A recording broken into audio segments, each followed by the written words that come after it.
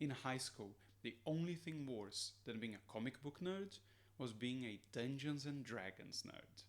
Dungeons and Dragons was a role playing board game where you pretended to be a warrior or a wizard or a thief, and all you needed to play was a few people, a special set of dice, and no girlfriend. That was me in high school. I was overweight, I had bad hair, worse skin, I was just never one of the popular kids.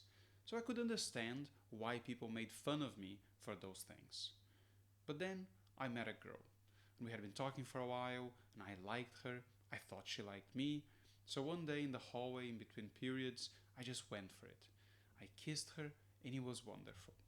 Until I heard the clapping. One of my classmates saw us and started an ironic clap. And someone else took it up, and someone else took it up.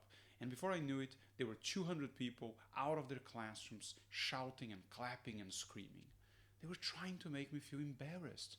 But I thought, I'm with a girl I like and I'm happy. Why should I be ashamed of that? And that sounds obvious now, but it wasn't obvious to me when I was young and unsure of myself.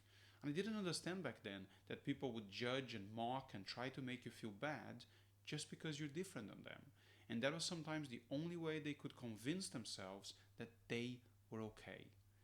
But when you give people that sort of power over you, it never ends. So it's on us to say, enough. I choose what makes me happy, no one else.